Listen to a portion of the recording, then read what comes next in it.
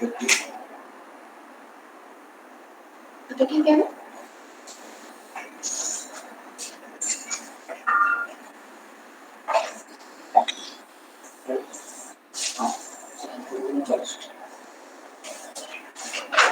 Ma'am start.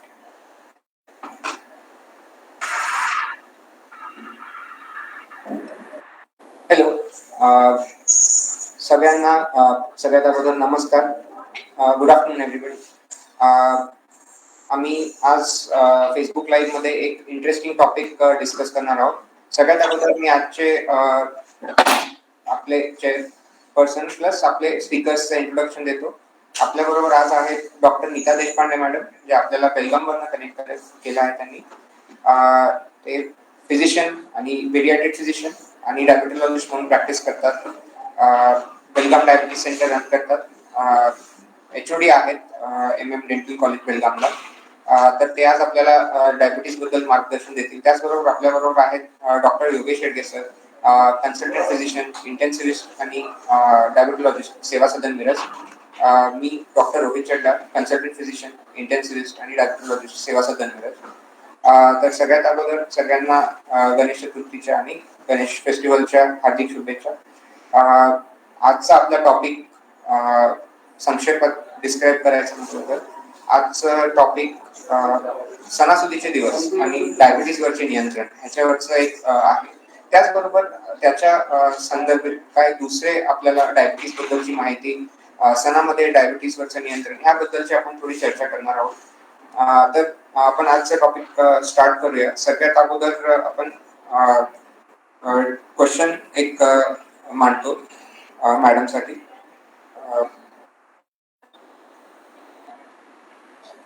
Madam, तुम्ही diabetes साठी किती वर्षापासून प्रॅक्टिस मध्ये आहात?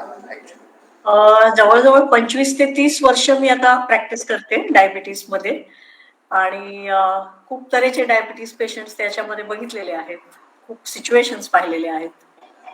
तर तुम्हाला दरवर्षी अशा वेळेस गणेश चतुर्थी म्हणा, गणेश फेस्टिवल म्हणा किंवा दिवाळीच्या वेळेस असे पेशंट्स येऊन असे प्रश्न विचारतात की आता सण आलेला आहे आणि आम्हाला मार्गदर्शन द्या, आम्ही कसं डाएटवरती कंट्रोल करावं?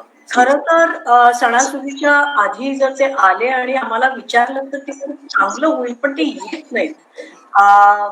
ऍक्च्युली आपल्याला कसं हवं तसं ते खातील आणि मग शुगर वाढल्यानंतर परत येतील आणि हा प्रॉब्लेम होतो.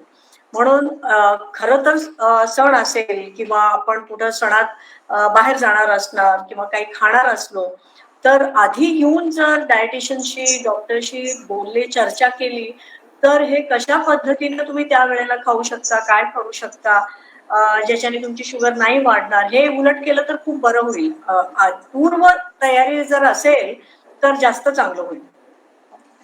तर आपला आजचा विषय पूर्ण डायबिटीज वरती आहे. तर आपण योगेश सरांना, रेड्डी सरांना विचारूया की डायबिटीज नेमकं आजार का, डायबिटीज आजार का होतो, डायबिटीज आजार कुठल्या अवयवांमुळे होतो? जसं हार्टला प्रॉब्लेम असेल तर आपण म्हणतो हार्टचा आजार आहे. तर डायबिटीज नेमका आजार कुठल्या अवयवाचा आहे का, किंवा हा आजार का होतो, याच्याबद्दल काय माहिती देऊ शकतो? बरोबर. डायबिटीस, मधुमेह म्हणजे काय की जर पेशंटच्या रक्तातली साखरची जी मात्रा आहे जी त्याच्यामध्ये बऱ्याच प्रमाणात त्याची जी ऍव्हरेज व्हॅल्यू आहे त्याच्यापेक्षा जर एक्सीड झाली असेल, तर वाढली असेल, तर त्याच्यामध्ये त्या पेशंटला आपण प्री डायबिटिक, डायबिटिक आणि याच्यामध्ये डिस्टिंग्विश करतो. जर समजा पेशंटची एकाची 75 ml ग्लुकोज घेऊन जर ओजीडीटी जर केली तर त्याच्यानंतर जर त्या पेशंटची शुगरची जर मात्रा एक विशिष्ट प्रकारच्या 160-180च्या अबाव जर त्याच्यामध्ये आली तर त्या पेशंटचा आपण BSL फास्टिंग आणि PP ह्या दोन गोष्टी करू शकतो. त्याच्याबरोबर HbA1c म्हणून एक हाय ग्लायसेमिक आहे, त्याच्यामध्ये जे आपलं HbA1c ग्लायकोडेड हिमोग्लोबिन असतं, त्याच्यामध्ये 3 महिन्याचं साखरेचं प्रमाण त्याच्यामध्ये आपल्याला कळू शकतं. त्याच्यानुसार आपण त्या पेशंटला good control, bad control, averagely control ह्याच्यामध्ये आपण डिस्टिंग्विश करू शकतो. तर हे आपल्याला त्याच्यामध्ये शुगरच्या ह्याच्यामध्ये कळून जातं. तुम्ही विचारला तो प्रश्न की अवयव कोणता, आणि हा मोस्टली पॅनक्रियास, स्वादुपिंड जे आपल्या ह्याच्यामध्ये जो अवयव असतो त्या अवयवामध्ये बीटा सेल ऑफ लँगरहॅन्स म्हणून त्याच्यामध्ये ह्या पेशी हा इन्सुलिन सिक्रेट करत असतात. त्याच्या कारणांच्यामुळे बीटा सेल एक्झॉशन आणि बीटा सेलची जे फंक्शनिंगची कार्यक्षमता कमी झाल्यामुळे किंवा पेशंटला वारंवार स्वादुपिंडाला सूज आणि स्वादुपिंडाचे आजाराच्या ह्याच्यामुळे ह्या सगळ्या गोष्टीमुळे पण असे हे शुगर आणि ह्या सगळ्या गोष्टी ह्या आपल्या नियंत्रणात करतात. म्हणजे उदाहरणार्थ काय, तर स्वादुपिंडामध्ये असणाऱ्या जे बीटा सेल आहेत, त्या बीटा सेलची फंक्शनिंगची प्रक्रिया कमी झाल्याच्या कारणामुळे कधी कधी ह्या लोकांना शुगरच्या ह्याच्यामध्ये मात्रा जाणवायला लागू शकते. तर आपल्याला सरांनी चांगली माहिती दिली आहे डायबिटीस का होतो. तर मी मॅडमला विचार की तुम्ही म्हटला पेशंट सणांनंतर येतात, शुगर वाढल्यानंतर येतात, तर जास्त करून तुम्हाला हे कधी लक्षात आलं की हा सण येऊन गेला आणि पेशंट आले? तर असे कुठले सण आहेत की जास्त पेशंट येतात? जवळजवळ सगळ्या सणात, कारण भारतात म्हणा किंवा कुठेही म्हणा, कुठलाही सण असेल तरी तो खाण्यातून जास्त साजरा केला जातो. बाकीच्या गोष्टी असतात, नाही असं नाही, पण मुख्य सगळा जोर असतो खाण्यावर. आता ते ख्रिश्चन असू देत, मुसलमान असू देत, हिंदू असू देत, कोणीही असू देत, कुठल्याही सणाचा मेन फोकस जो असतो तो खाण्यावर असतो. तर ते तरतऱ्याची खाणे असतात. सो तसं कुठला सण मी असा एक म्हणू शकत नाही, पण जे सण जास्त दिवस साजरे केले जातात ते जास्त घातक असतात डायबिटीसच्या दृष्टीने. जसं की आता दिवाळी 4 दिवस, आता नवरात्री 9 दिवस, गणेश चतुर्थी म्हणजे 2-3 दिवस, कधी 5 दिवस, रोज जर नैवेद्य असेल तर. सो जे कुठले सण एकाच दिवसाचे असतात इतका काही त्रास होत नाही, पण 7-8 दिवस, 9 दिवस, 4 दिवस असे जे सण असतात तिथे सगळा प्रॉब्लेम येऊ शकतो. कारण कंटिन्युअसली सातत्याने 4 किंवा 5 दिवस जर कोणी डाएट सोडूनच टाकलं किंवा 4-5 दिवस गोड खात राहिले तर शुगरची काय परिस्थिती होईल हे तुम्ही समजू शकता. सो म्हणून काळजी घेतली पाहिजे. आणि त्यातून आणि काय होतं की दिवाळी सारख्या सणात जे काही फराळ केलेले असतात तर ते आपण महिनाभर खातो नंतर. सो ते 4 दिवसापुरते सीमित नसते आणि एक तो फराळ, ड्राय फराळ असतो तो राहतो. सो महिनाभर खात राहतात आणि त्याच्याने प्रॉब्लेम होतो. आणि एक सण मी सांगते, जो सण नाहीये पण तो सण सारखा साजरा केला जातो, म्हणजे आंब्याचा सीझन. सो तिथेही तसंच होतं. तर मला वाटतं प्रत्येक वेळेस आपण असं नाही सांगू शकणार की कुठल्या सणानंतर साखर वाढणार. नाही, कुठल्याही सणाच्या आधी मला वाटते की शुगर चेक करावी, डॉक्टरांशी संपर्क साधावा आणि हा सण मी कसा साजरा करू हे विचारावं. बरोबर. आपल्या प्रत्येक सणांचा भर जास्त जेवणावरती असतो असं दिसते, तर त्याच्यामुळे आपल्याला भरपूर वेळेस असे पेशंट नंतर नाही येत.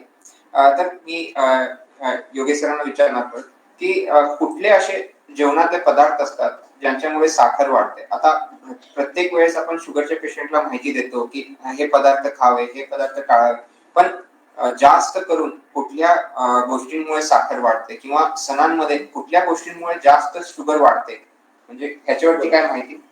तसं जर बघायला गेलं तर जे आपली इंडियन जी एक समजा एखादी प्लेट जर आपण याच्यामध्ये जेवणाचं ताट बघितलं तर त्यात बऱ्याच प्रमाणात कर्बोदकांचं प्रमाण जास्त असतं, ज्याला कार्बोहायड्रेट म्हणतो आपण. तर त्याच्यानुसार ग्लायसेमिक इंडेक्स म्हणून एक आपल्याकडे याच्यामध्ये संज्ञा आहे. ज्या ग्लायसेमिक इंडेक्स मध्ये ज्या पेशंटच्या ह्याच्यात म्हणजे एखाद्या पदार्थाची कर्बोदकांची लेवल, कार्बोहायड्रेटची लेवल जर जास्त असेल तर त्याला आपण हाय ग्लायसेमिक इंडेक्स म्हणतो.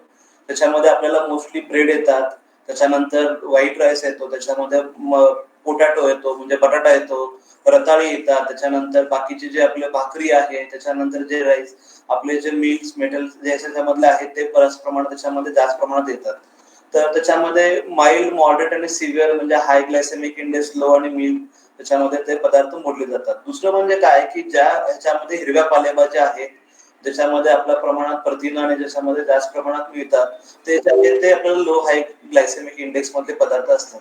तर मला असं सांगायचं आहे की सणासुदीच्या दिवसामध्ये लोकांनी, कारण काय की बऱ्याच लोकांचे उपवास असतात, त्याच्यामुळे ते लोक मोस्टली जास्त प्रमाणात शाबू किंवा बाकीचे जे बटाटा किंवा रताळी जे घेतात ते हाय ग्लायसेमिक इंडेक्सचे पदार्थ आहे, तर ते त्यांनी टाळले. त्याच्यामुळे त्यांची शुगर जी आहे ती बऱ्याच प्रमाणात. त्यावेळी लोकांनी काय करावं की जे फ्रुट्स आहेत त्याच्यामध्ये सफरचंद आहे, पेरू आहे, पपई आहे, ज्याच्यामध्ये ज्या लोकांची हे करेल, त्याच्याबरोबर दूध आहे किंवा जास्त प्रमाणात जे फ्रेश ज्यूस जे असतात त्याच्यामध्ये पण जे फळं आपल्याला जे सांगितले त्याच्यामध्ये जर तुम्ही ज्यूस घेतला तर त्याच्यामुळे पण तुमची साखर जी आहे ती नियंत्रणात राहू शकते आणि तुमचा ह्याच्यामध्ये म्हणजे हा सण पण साजरा होऊ शकतो. तुमचे जे फेस्टिव्ह जे आहेत किंवा जे तुमचे फास्टिंग उपवास आहेत ते पण होतात.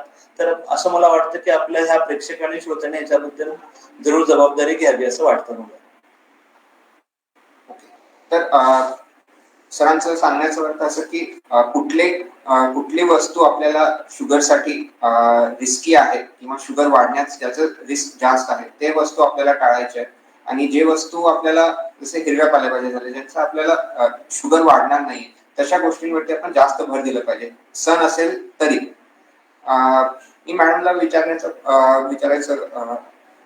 की आपल्याला लोक येऊन नेहमी विचारतात की माझं तर शुगर कंट्रोल मध्ये आहे तर अशा वेळेस मी सणांच्या वेळेस एवढं काळजी घ्यायला पाहिजे का, किंवा भरपूर पेशंट असे असतात की मला साखर नाहीये पण मला हार्टचा त्रास आहे, मला अँजिओप्लास्टी झालेली आहे, अँजिओग्राफी झालेली आहे किंवा दुसरे काही आजार आहेत. तर अशा कुठल्या विशेष आजारांचे जे लोक आहेत त्यांनी सणांच्या वेळेस जेवणावरती लक्ष ठेवावं असं कुठले आहेत पेशंट?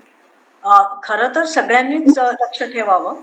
पण डायबिटीस जर असेल, मधुमेह जर असेल आणि शुगर अगदी खूप छान नियंत्रणात असेल तर एखाद्या जेवणात थोडंसं जर खाल्लं गोड तर हरकत नाहीये, पण त्याचं कॉम्पेन्सेशन केलं पाहिजे. म्हणजे काय की कुठेतरी त्याचं भरून काढलं पाहिजे, नाहीतर शुगर वाढू शकते. आता नियंत्रणात आहे म्हणून गोड खाल्लं आणि ती शुगर तशीच राहील असं नाही होत.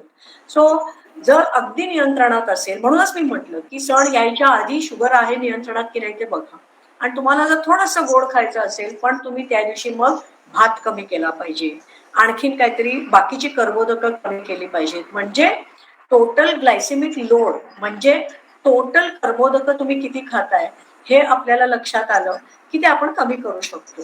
सो साखर जर अगदी नियंत्रणात असेल, व्यवस्थित असेल आणि तुम्हाला गोड खायचं असेल तेही एखाद्या वेळेस एखाद्या जेवणाला, म्हणजे दिवसभर नाही किंवा 2-3 दिवस सलग नाही, एखाद्या जेवणात खायचं असेल तर तुम्ही त्या जेवणात थोडी बाकीची कर्बोदकं कमी करायची आणि तुम्ही ते मग थोडंसं खाऊ शकता.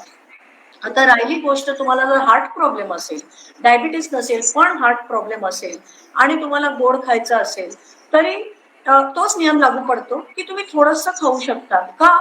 तुम्हाला मधुमेह जरी नसेल तरी कर्बोदकं जास्त खाल्ल्याचे बाकीचे दुष्परिणाम होऊ शकतात. कारण त्याची मग नंतर चरबी होते आणि चरबी रक्तात येते आणि ही रक्तातली चरबी ही हार्टला चांगली नाही.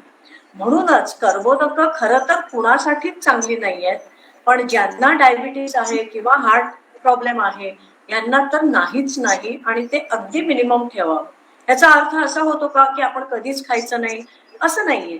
पण तुमचं सगळं बाकीचं नियंत्रणात जर असेल तर मी जसं सांगितलं तसं एखाद्या वेळेस एका जेवणात तेही दुसरं काहीतरी कॉम्पेन्सेशन करून खाल्लं तर मग ते चालू शकतं. जर शुगर तुमची 200-300 अशी असेल, सण आला तरी खाऊ नये हा माझा सल्ला आहे. ओके. तर असंच भरपूर वेळेस जसं तुम्ही म्हटलं की पेशंट सण झाल्यानंतर शुगर वाढवून येतात, तरी असे एक कधीतरी एखाद पेशंट येतो आमच्याकडे ओपीडी मध्ये आणि त्यांचा हाच प्रश्न असतो की आता सण आहे तर मला शुगरची गोळी वाढवून देतात का, कारण मी जास्त जेवणार आहे किंवा असं. तर योगेश सरांना मला विचारायचं की असे पेशंट आल्यावर त्यांचा आपण शुगरच्या उपचारामध्ये काही बदल करणं गरजेचं आहे का अशा वेळेस? बरोबर, कारण हा मोस्टली बऱ्याच कन्सिडर लोकांना, बऱ्याच डॉक्टरांना हा आपुलकीने विचारला जाणारा प्रश्न आहे की आमच्याकडे आता हे सण येतात, आमच्याकडे बऱ्याच प्रमाणात बाहेर जेवायला जाणं किंवा बाकीच्या ह्याच्यामध्ये बाहेरचा प्रसाद किंवा ह्याच्यामध्ये, आणि कसं आहे की घरामध्ये सणासुदी दिवसामध्ये बऱ्याच प्रमाणात जे पदार्थ बनवले जातात, उदाहरणार्थ पुरणपोळी आहे किंवा जे गोड पदार्थ आहेत, बासुंदी आहे, आम्रखंड आहे, त्यातला मी पदार्थ सेवन करू शकतो का? कारण हे आपुलकीने बऱ्याच प्रमाणे विचारले जाऊ शकतात. पण प्रत्येक पेशंटच्या, प्रत्येक माणसांच्या त्या प्रकृतीवरती हे अवलंबून राहतं. जर समजा एखाद्या पेशंटची जर HbA1c जर त्याच्यामध्ये 3 महिन्याच्या रक्तातली साखरेचं जर प्रमाण व्यवस्थित असेल आणि त्या पेशंटची जर फास्टिंग आणि PP म्हणजे उपाशीपोटी आणि जेवणाचा दीड तासाने तपासणी केलेली साखरची मर्यादा जर व्यवस्थित नियंत्रणात असेल तर त्या पेशंटला आपण आमकाच जसं मॅडमनी मगाशी सांगितलं की तुम्ही त्याच्यामध्ये थोडंसं गोड काहीतरी खाऊ शकता, पण त्याच्याबरोबर तुम्हाला थोडासा भात आणि राईस हे कमी केला पाहिजे. तर ते उदाहरणार्थ कसं आहे की समजा तुमच्या ह्याच्यानुसार जर प्रकृतीनुसार जर तुमचे व्यवस्थित ट्रीटमेंट जर चालू असेल तर त्याच्यामध्ये तुमची टॅबलेटची गोळी आहे ती तुम्हाला व्यवस्थित लागू पडेल.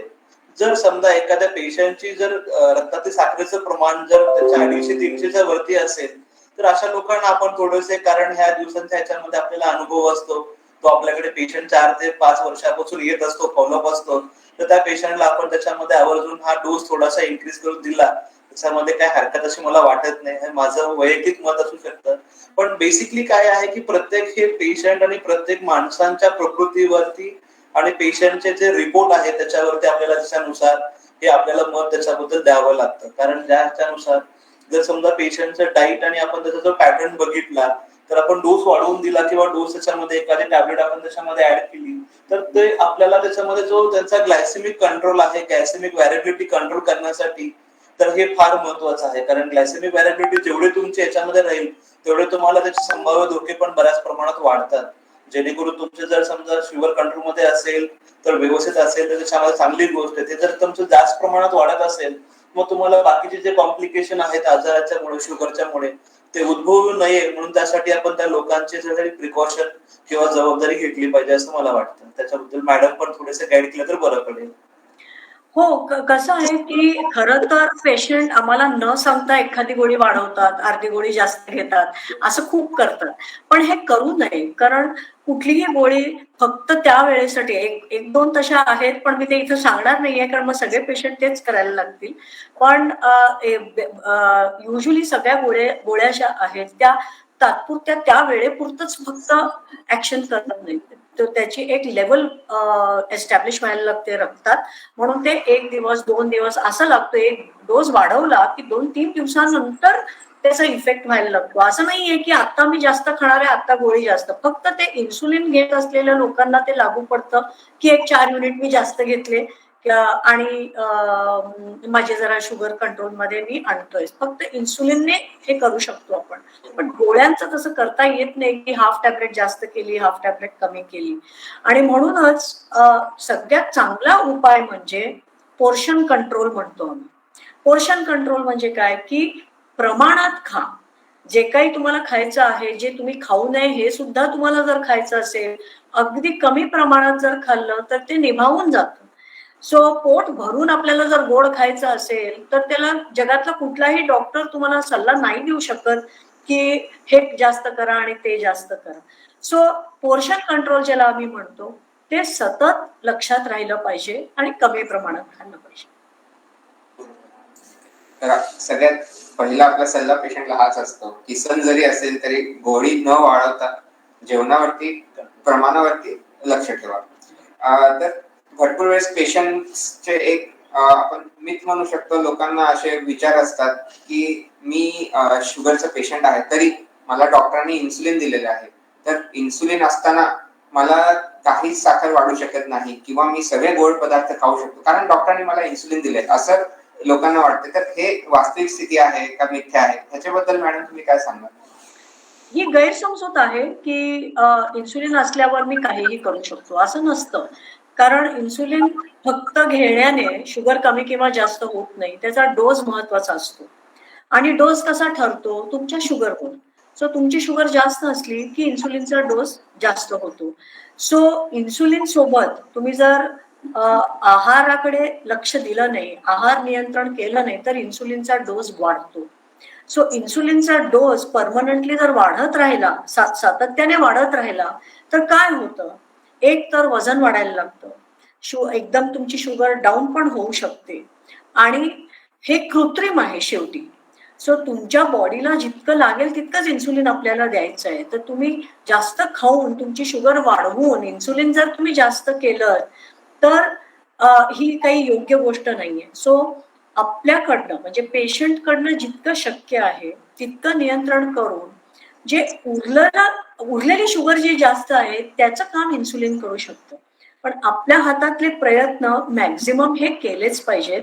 आणि इन्सुलिन हे काही लायसन्स नाहीये गोड खाण्यासाठी किंवा जास्त खाण्यासाठी, त्याचेही प्रॉब्लेम्स होऊ शकतात. सो इन्सुलिन आहे म्हणून तुम्ही लाईफस्टाईल मॉडिफिकेशन म्हणजे जीवनशैली किंवा जीवन पद्धती ह्याच्याकडे दुर्लक्ष करून आपल्याला चालणार नाहीये.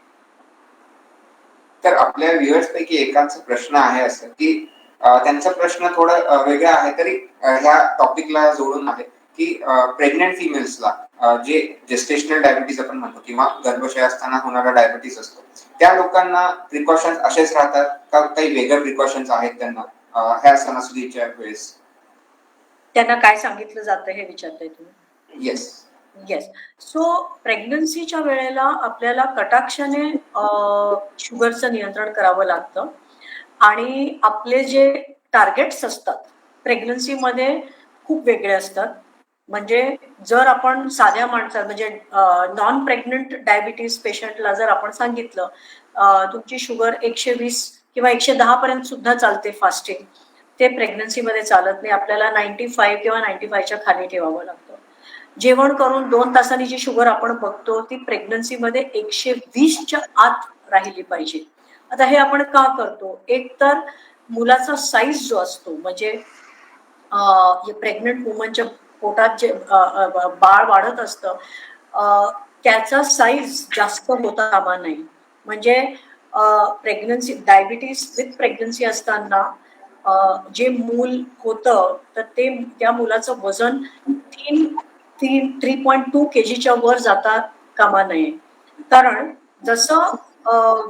जशी शुगर वाढते किंवा ती नियंत्रणात राहत नाही प्रेग्नन्सीमध्ये तर बाळाचं लिव्हर वाढतं, लिव्हरचा साईज मोठा होतो, बाळाचा एकूणच साईज मोठा होतो आणि 4 किलो 4.5 किलो वजनाचं जर बाळ व्हायचं झालं तर त्याचे 2 प्रॉब्लेम्स होऊ शकतात. डिलिव्हरीला प्रॉब्लेम होऊ शकतो आणि दुसरी गोष्ट म्हणजे लवकर लहान वयात त्या मुलाला डायबिटीस होऊ शकतं. म्हणजे 20-30 आणि ओबेसिटी म्हणजे स्थूलता ज्याला आपण म्हणतो ती होण्याची शक्यता असते. म्हणूनच प्रेग्नन्सीमध्ये डायबिटीस किंवा ब्लड शुगरचे टार्गेट्स हे आपल्याला खूप कमी ठेवावे लागतात. आणि हे कसं साधायचं असतं? रोज ब्लड शुगर चेक करावी लागते. घरात ग्लुकोमीटर ठेवून निदान 1 ते 2 वेळा तरी शुगर चेक करावी लागते. दर आठवड्याला दर 10 दिवसाला तुमच्या डॉक्टरांना ते रिपोर्ट्स पाठवावे लागतात. आणि जर शुगर वाढत असेल तर इन्सुलिन स्टार्ट करावं लागतं किंवा इन्सुलिन ऑलरेडी असेल तर त्याचा डोस वाढवावा लागतो आणि हे टार्गेट्स पाळले पाहिजे. मॅडमनी अतिशय महत्वाची माहिती दिली आहे की ज्या प्रेग्नेंट फिमेल्सला किंवा ज्या फिमेल्सला डायबिटीस प्रेग्नन्सी नंतर होतो अशा फिमेल्समध्ये आपल्याला अजून स्ट्रिक्ट डायबेटिक कंट्रोल किंवा अजून सिव्हिअर डायबेटिक कंट्रोल आपल्याला पाहिजे की पुढे दुष्परिणाम बाळाला पण होऊ नये किंवा त्यांच्या प्रसूतीच्या वेळेस पण होऊ नये. तर पुढचा प्रश्न मी एडगे सरांना विचारतो की सण आलं की सुट्टी असतात, लोकांना सुट्टीचे दिवस चालू होतात, कामाची वेळ वेगळी असते, काम करायचं प्रमाण कमी होतं, तर अशा वेळेस शुगर मध्ये किंवा डायबिटीसच्या कंट्रोलमध्ये काही फ्लक्च्युएशन्स येऊ शकतात का, किंवा अशा वेळेस ऍक्टिव्हिटी कमी झाल्यामुळे किंवा काम वगैरे कमी झाल्यामुळे शुगरचे लेवल्स ह्याच्यामुळे पण वाढू शकतात? बरोबर. कारण मोस्टली कसं आहे की बऱ्याच प्रमाणात तसं जर बघायला गेलं तर कोकणातल्या लोकांना बऱ्याच दिवस 7 ते 10 दिवस सुट्ट्या घेऊन लोक बरीचशी जी असतात चाकरमानी लोक किंवा बाकीची हे गावाकडे जातात. कारण त्यांचं मग तिकडे गेलं की मग बऱ्याच प्रमाणात जे खाण्याचं प्रमाण आहे ते वाढतं. कारण त्याच्यानंतर जर कसं की आपली जर ऍक्टिव्हिटी असेल, आपलं जर व्यवस्थित व्यायाम किंवा तुम्ही जर योगासनं किंवा तुम्ही जर ब्रिस्क वॉकिंग जे 45 मिनिटं किंवा 30 मिनिटं तुमचं जर चालणं वगैरे असेल तर तुमचा जो त्याच्यामधलं एनर्जी एक्सपेंडिचर आहे ते तुमचं जर वाढलं तर तुमची शुगर हे नियंत्रणात राहू शकते. जर तुम्ही त्याच्यामधले काम आणि त्याच्यानंतर तुमची जर मर्यादा तुम्ही बघितलं किंवा तुम्ही जर आळस केला, तुम्ही जर जास्त झोपून राहिला किंवा जास्त तुम्ही सुस्तावला तर त्याच्यामध्ये काय होतं की मग तुमच्या खाण्याचं प्रमाण आणि त्याच्यानंतर तुमचे एनर्जी एक्सपेंडिचर हे तुमचे कुठेतरी मिसमॅच झाले की त्याच्यानंतर इम्पॅक्ट हा शुगरमध्ये ऑब्विसली वाढणार आणि त्याच्यामध्ये जाणवणार पण तो कमी करण्यासाठी त्याच्यासाठी मगाशी मॅडमने जे बोललं की संतुलित आहार ज्याच्यामध्ये आपण बोललो जातो की जे संतुलित आहारमध्ये ज्या प्रमाणात आपण जे कर्बोदक प्रोटीन पदार्थ जे आपले प्रथिनं असतात त्याच्यामध्ये तुम्ही जर नियंत्रणात तुम्ही त्याचं जर मोजमाप करून घेतलं तर ह्या गोष्टीमध्ये पण आपण त्याच्यामध्ये त्या प्राकृतिकच्या ह्याच्यामध्ये पण आपण बऱ्याच प्रमाणात आपण ओव्हरकम कंट्रोल करू शकतो. बेसिकली काय आहे की ह्या ज्या सगळ्या गोष्टी आहेत त्याच्यामध्ये काय आहे की तुम्ही तुमचं व्यवस्थित जे औषधं आहेत, व्यवस्थित तुमचा उत्तम संतुलित आहार आहे आणि त्याच्याबरोबर तुमची जर योगासन आणि तुमचे जर व्यायामाचे प्रकार किंवा चालणं जर असेल तर त्याच्यामुळे तुमचा हा नियंत्रणात राहू शकतो आणि राहणार पण आहे. फक्त ते आपल्यावरती आहे की आपण ते कसं आत्मसात करायचं आणि त्याला आपण ते संतुलित त्याच्यामध्ये त्याच्या आत्मसात केल्यानंतर त्याला किती व्यवस्थित प्रकृतीने त्याच्या गांभीर्याने बघायचं हे प्रत्येकाच्या वरती अवलंबून असतं. मोस्टली काय आहे की सणासुदीच्यामध्ये प्रत्येकाला आपल्याला वाटतं की बाबा ह्या लोकांकडे आपण जावं, सुट्टीला हे करावं, लोकांच्या गाठी भेटी व्हाव्या, ते चांगली गोष्ट आहे. सण त्यासाठीच निर्माण झालेले आहेत. पण त्या सणांच्या मध्ये तुम्ही जर तुमचं आहाराकडे, प्रकृतीकडे जर लक्ष दिला तर ते पण आपण कंट्रोलमध्ये राहू शकतो. म्हणजे असं नाही की बाबा ह्या गोष्टी आपण नाही केल्या पाहिजेत, कराव्या, आपण जरूर कराव्या, पण ते करत असताना थोडस आपल्या ह्याच्यामध्ये पण प्रकृतीकडे पण थोडस लक्ष द्यावं असं मला वाटतं. तर नीता मॅडम, जसं तुम्ही अगोदर बोलला की आपण एक शुगर पेशंट्स मध्ये पोर्शन कंट्रोल हा आपण विषय मांडतो. तर पोर्शन कंट्रोल हा आपल्याला सणांच्या वेळेस पोर्शन कंट्रोल मध्ये काय त्यांना विशेष माहिती द्यायला पाहिजे अशा पेशंट्सना शुगरच्या? सणाच्या वेळेला ना, हा, तर ते कसं असतं की खाण्याची पद्धत, आपली वृत्ती जर आपण थोडीशी बदलली तर आपण सणासुदीत सुद्धा सगळं खाऊ शकतो आणि आपली शुगरही वाढणार नाही, असं आपण करू शकतो. आपण जर असं, आणि हे सणासुदीत एवढंच नाही, इवन एरवी सुद्धा जर आपण अशी सवय ठेवली की आपण कर्बोदक कमी आणि भाज्या जास्त असं जर खायला आपण शिकलो, म्हणजे आपला रेशो पूर्णपणे बदलला. तर मी आता तुम्हाला एक उदाहरण देते, आणि हे आपण सणात सुद्धा तसंच करू शकतो. आपल्या खाण्याची जी प्लेट असते, एक गोल प्लेट जर तुम्ही इमॅजिन केलात, कल्पना केलात, तर त्याचे 2 भाग पाडायचे. एका भागात पूर्ण भाजी पाहिजे आणि तो जो दुसरा भाग असतो त्याच्यात आणखीन 2 भाग करायचे, म्हणजे 1/4 आणि दुसरा 1/4. तर 1/4 फक्त आपण कर्बोदकांसाठी ठेवायचं. जसं की भात किंवा पोळी किंवा चपाती किंवा भाकरी जे काय असेल ते फक्त 1/4, आणि 1/4 जो असतो ती प्रथिनं म्हणजे प्रोटीनसाठी ठेवायची आपण. जसं की डाळी, उसळी, पनीर असेल तर पनीर, किंवा मशरूम असेल तर मशरूम, किंवा जे नॉनव्हेज खातात ते नॉनव्हेज, हे आपण आणि 1/4. सो तुम्ही जर बघितलं की आपण एरवी जे करतो ते एक्झॅक्ट ऑपोजिट असतं. म्हणजे अर्धा भाग पूर्ण आपल्याकडे चपाती किंवा भात आणि फक्त 1/4 भाजी असते. तो रेशो जर तुम्ही कम्प्लिटली उलट केलात सणात किंवा एरवीच्या आयुष्यात सुद्धा, तर कधी शुगर वाढत नाही. सो एक पूर्ण हाफ जे असतं ते आपण व्हेजिटेबल्स करायचं, आणि ते मग व्हेजिटेबल्स तुम्ही डिवाइड करू शकता. थोडं सॅलड असू शकतं, थोडं बनवलेली भाजी असू शकते, पण भाज्या, कुठल्याही भाज्या. पण बटाटा नाही, बटाटा ही भाजी नाहीये, बटाटा हा आपण भात समजू, तो बटाटा त्याच्यात येत नाही. सो हा जर अर्धा भाग पूर्ण आम्ही भाज्या केल्या पूर्ण, आणि फक्त 1/4 आपण जर चपाती, भात, किंवा आपण जर सणासुदीत पुरी असेल तर पुरी, असं जर आपण केलं, आणि त्यातच हे सुद्धा आलं, जर गोड खायचं असेल तर त्या 1/4 मध्येच येतं, पण पूर्ण अर्धी प्लेट आपण जर भाज्या खाल्ल्या आणि 1/4 आपण जर डाळी उसळी केल्या, तर हा रेशो जर आपण बदलला तर आपली शुगर फारशी वाढत नाही. आणि हे इव्हन सणाच्या दिवशी सुद्धा आपण जर पाळलं तर तुम्ही हे सगळं खाऊ शकता, पण हे जे प्रमाण आहे, हा जो रेशो आहे, हा जर तुम्ही लक्षात ठेवला तर शुगर नाही वाढत. मॅडमनी अतिशय सोप्या रीतीने आपल्याला सांगितलंय की आपण डायबिटीज मध्ये पोर्शन कंट्रोल किंवा डाएट कंट्रोल कसं करू शकतो. म्हणजे तुम्हाला उपाशी राहायचं असं नाहीये, तुम्हाला कमी जेवायचं असं नाहीये, म्हणजे जेवण तुम्ही प्रमाणातच घेणार आहे, पोट तुमचं तेवढंच भरणार आहे, फक्त त्याच्यामुळे शुगर तुमची वाढणार नाहीये. आणखीन एक गोष्ट, मी जे प्लेट सांगितली ना, जे तुम्ही असं जे भरून खाल, ह्याचा असाही अर्थ होतो की प्लेट परत भरायची नाही, एकदाच घ्यायचं आहे सगळं. बरोबर. तर हे आपण सगळं डिस्कस केल्यानंतरही आपल्याकडे भरपूर वेळेस ओपीडीमध्ये पेशंट येतात, आणि हे तुम्ही पण एक्सपिरियन्स केला असेल सर, तुम्ही पण केला असेल एक्सपिरियन्स, की पेशंटचा एक प्रश्न असाच असतो, मला सण आहे, मला गोड खायचंच आहे, तर मला एक गोड खाण्याचा एक पर्याय सांगा, की मला गोड खायचं आणि कुठला तरी एक पर्याय मला सांगा ज्याच्याने साखर वाढणार नाही. तर आता मार्केटमध्ये आर्टिफिशियल स्वीटनर्स यूज करून भरपूर वेळेस स्वीट डिशेस तयार होतात, आईस्क्रीम्स तयार होतात. तर अशी काही कुठली आर्टिफिशियल किंवा नॅचरल ऑप्शन आहेत का आपल्या डायबिटीस पेशंटसाठी, की सणासुदीमध्ये ते वापरू शकतात ऍज अ गोड? बरोबर. तसं बघायला गेलं तर आर्टिफिशियल स्वीटनर्स तुमचे जे आहेत त्याच्यामध्ये जर तुम्ही जे टॅबलेट किंवा ह्याच्यामध्ये जे तुम्ही शुगर फ्री जे टॅबलेट आहेत किंवा तुम्ही जे लिक्विडच्या स्वरूपात जे आपल्याकडे उपलब्ध राहतं तर ते तुम्ही त्या प्रमाणात घेऊ शकता. त्यांनी काही शुगर एवढी जास्त प्रमाणात आपली नाही. पण कसं असतं की प्रत्येक लोकांना हे वेगवेगळे आपल्या चवीच्या जिभेच्या चोचल्यानुसार लोकांना त्याच्यामध्ये खाण्यासाठीचे जे पदार्थ आहेत ते बऱ्याच प्रमाणात आवडतात. कारण कसं असतं की समजा जर माझ्या शेजारी 2 लोक मोदक किंवा हे खात असेल तर त्याच्या लोकांना त्यांना पण असं वाटतं की हे बाबा त्या सणाच्यामध्ये मी काय माझं काय चुकी झाली की मला ह्याच्यामध्ये खाऊ नये.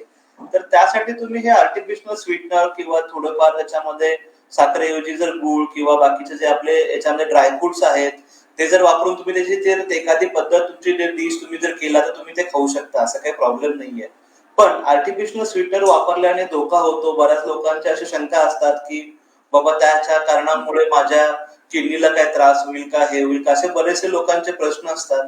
पण मोस्टली असं काय ह्याच्यामध्ये एवढं आपल्या ह्याच्या रिसर्चमध्ये किंवा ह्याच्यामध्ये असं काय जाणवलेलं नाहीये.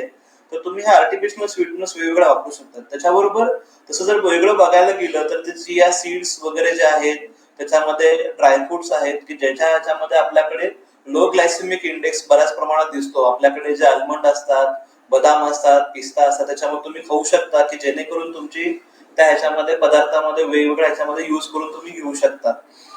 तसं जर बघायला गेलं तर दुसऱ्या ज्या गोष्टी असतात की ज्याच्यामध्ये व्हाईट राईस आणि ब्राऊन राईस त्याच्यामध्ये ब्राऊन राईस तुम्ही तर त्याच्यामध्ये जर वापरला मसाले भात किंवा ह्याच्यामध्ये करण्यासाठी तो थोडासा प्रमाणात जर तुम्ही दुपारच्या जेवणामध्ये घेतला तरी पण तुम्हाला चालू शकतं.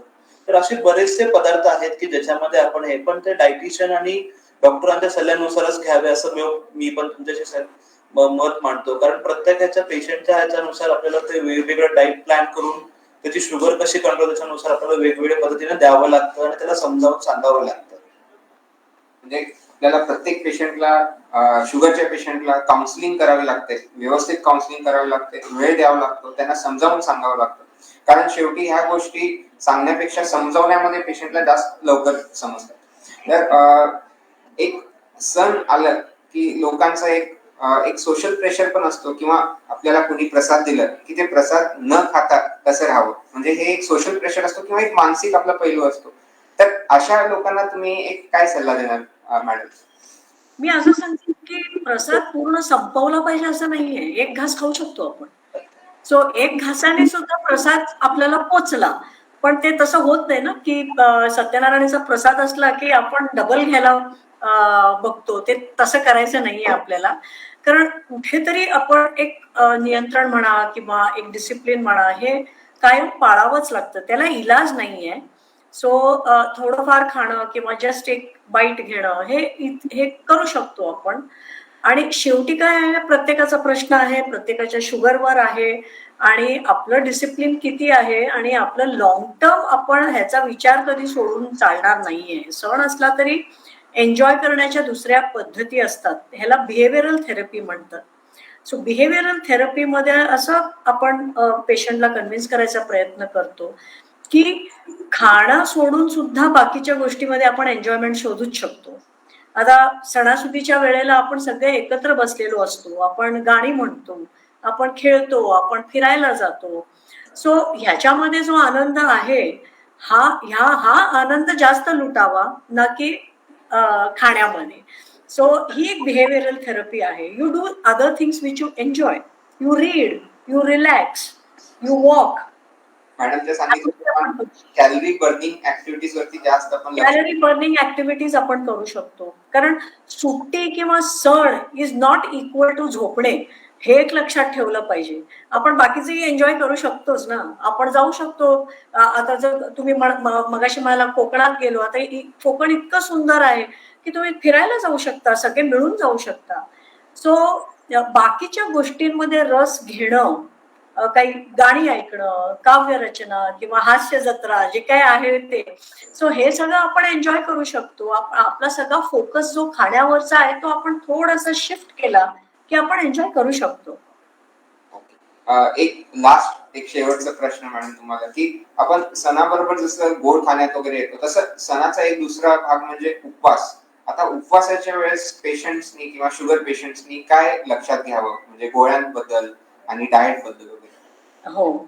सो उपवास हा जो असतो हा करू शकतात डायबिटीज पेशंट्स, पण ज्यांना इन्सुलिन आहे दिवसातनं 2दा किंवा 3दा किंवा सल्फोनिलयुरियाज म्हणून एक टॅबलेट्स आहेत त्या जर घेत असतील तर हा प्रॉब्लेम येऊ शकतो. इस्पेशली दीर्घकाळ जर कोणी उपवास करणार असेल तर, किंवा खूप वेळ उपवास आता फॉर एक्झाम्पल रमजानच्या वेळेला म्हणजे रोजे जे असतात तेव्हा आम्ही आवर्जून पेशंट्सना बोलवून घेतो की तुम्ही रोजा ठेवणार आहे का, मग तुमच्या गोळ्या आम्ही बदलतो आणि गोळ्या घेण्याची पद्धत आम्ही बदलतो, किंवा एक एकदा आम्हाला इन्सुलिन पण बदलावं लागतं. सो औषधं बदलावी लागतात जर खूप दिवस उपवास असेल तर, चातुर्मास असेल तर असं वगैरे. पण जर एकच दिवस उपवास करणार असाल आणि तेही काहीतरी खाऊन करणार असाल तर साबुदाणा खायचा नाही हे मी नक्की सांगणार आहे इकडे. कारण 1 वाटी साबुदाणा आणि 1 वाटी साखर ह्याचं सेम टू सेम शुगर वाढू शकते. सो साबुदाणा हा जो प्रकार आहे हा डायबिटीस पेशंट्सनी कृपया करून वापरू नये. पण फळं, दूध, ती पण कुठली फळं जी फार गोड नसतात, जी फार अगदी पिकलेली नसतात अशी फळं घेऊ शकतात. सो फळं, दूध, नट्स घेऊ शकतात, जसं की बदाम, अक्रोड, हे अशा सगळ्या गोष्टी घेऊन उपवास करू शकतात. सो काय खातो हे तुम्ही तुमच्या डायटिशियन बरोबर डेफिनेटली आधी बोलून ते पदार्थ तुम्ही खाऊ शकता उपवासाचे सुद्धा. कारण काय आहे, पूर्वीच्या काळात जेव्हा उपवास करायचे तेव्हा त्यांना ऊर्जा पुरावी म्हणून खूप कर्बोदक असं द्यायचे. म्हणूनच साबुदाणा, बटाटा या अशा गोष्टी, बटाट्याचा खीस, त्याचे आणि वेगळे वेगळे प्रकार असं देऊन तो काळ काढायचे. पण ते डायबिटीस लोकांना सोयीचं नाहीये. सो दूध, फळं इथपर्यंत ठीक आहे, पण साबुदाणा, बटाटा हा खाल्ला की शुगर प्रचंड वाढते. आणि गोळ्या ज्या आहेत अलीकडे अशा गोळ्या आलेल्या आहेत मधुमेहासाठी ज्याच्याने शुगर अगदी डाऊन अशी होत नाही जरी खाल्लं नाही तरी. त्याला DPP-4 इन्हिबिटर्स म्हणतात, SGLT2 म्हणतात, मेटफॉर्मिन तर आहेच आहे. तर ह्या ज्या जर गोळ्या असतील तर उपवास करू शकता, आणि शुगर नॉर्मल असेल तरच उपवास करावा असा मी सल्ला देईन. सो उपवास करणं शक्य आहे, पण ती तुमच्या डॉक्टरांकडे चर्चा करून. मी योगेश सरांना एक शेवटची, आपल्या प्रत्येक जे व्ह्युअर्स आहेत किंवा जे डायबिटिक पेशंट्स आहेत त्यांना सणासाठीची एक सिंगल टिप विचारणार सरांना, काय देऊ शकता सर? सिंगल टीप द्यायची म्हणली तर सणासुदीचा तुम्ही आनंद तुम्ही सर्वांनी घेतलाच पाहिजे. त्याच्याबरोबर तुमचा जो आहार आहे, त्याच्याबरोबर तुमची जी दिनचर्या आहे ते एक फिक्स प्रकारे तुम्ही जर त्याच्यामध्ये आत्मसात केली आणि त्याच्याबरोबर तुम्ही जे तुमचे औषध जर रेग्युलरली घेतली तर तुम्ही हा सण पण बऱ्याच प्रमाणात आनंदित तुम्ही याच्यामध्ये साजरा करू शकता. कोणताही सण असो, गणेशोत्सव नाहीये, तुम्ही त्याच्यामध्ये रमजानच्या मध्ये जसं मॅडमनी सांगितलं तुमच्या याच्यामध्ये उपवास स्पेशल लोकांचे असतात त्याच्यामध्ये पण तुम्ही हे करू शकता. कारण प्रत्येकाची जीवनशैली, प्रत्येकाची आहार प्रकृती ही याच्यानुसार पॅटर्न जर बघित गेला त्याच्यामध्ये चेंजेस हे बऱ्याच प्रमाणात राहतात आणि ते चेंजेस आत्मसात केले आणि जर आपण व्यवस्थित कंट्रोल जर केला तर आपण चांगला आनंदी जीवन जगू शकतो असं मला वाटतं. तर त्यासाठी प्रत्येकाने प्रयत्न करावे. मी नीता म्हणून विचारतो की अशा वेळेस, सणांच्या वेळेस आपण डायबिटीस साठी टेस्ट करावे का, ज्यांना शुगर नाहीये त्यांनी? सणाच्या वेळेला येस. नाही, सणाच्या वेळेला पर्टिक्युलरली चेक करायची अशी गरज नाहीये, पण तिशी उलटल्यानंतर प्रत्येक भारतीयांनी वर्षातून एकदा तरी आपले शुगर्स चेक करावेत. कारण डायबिटीस हा सुप्त रोग आहे, व्हेरी सायलेंट. सो आपण चेक केल्याशिवाय आपल्याला कळणार नाही की आपल्याला डायबिटीस आहे की नाही. विशेषतः जर तुमच्या फॅमिलीमध्ये असेल तर अगदीच करावं. पण सणाच्या वेळी करायला पाहिजे असं काही नाहीये. वर्षातून एकदा जर करत असाल तर ते एक सर्टिफिकेट पुरेसं आहे. पण तरी सुद्धा सण आहे म्हणून मधुमेह नसलेल्यांनी सुद्धा व्यवस्थित बघून खावं असं माझं म्हणणं आहे. कारण हे जे काही मी नियम सांगितलेत हे फक्त मधुमेहींसाठी नाही आहेत, हे जनरल हेल्थसाठी आहेत. कारण तुम्हाला डायबिटीस जरी नसेल तर तुम्ही अशा पद्धतीने वारंवार खात राहिलात तर तुमचं वजन वाढेल, ओबेसिटी वाढेल आणि त्यातून मग हळूहळू डायबिटीस येऊ शकतो. म्हणून फॉर गुड हेल्थ सुद्धा हे नियम पाळले पाहिजेत. मी आजचं सेशन इथं समाप्त असं करतो. फक्त मॅडमला त्यांच्या बिझी शेड्यूल मधून वेळ काढून आम्हाला मार्गदर्शन दिल्याबद्दल धन्यवाद. योगेश सर, तुम्हाला टाइम दिल्याबद्दल धन्यवाद. Okay, thank you for joining. Thank you. Thank you. Bye.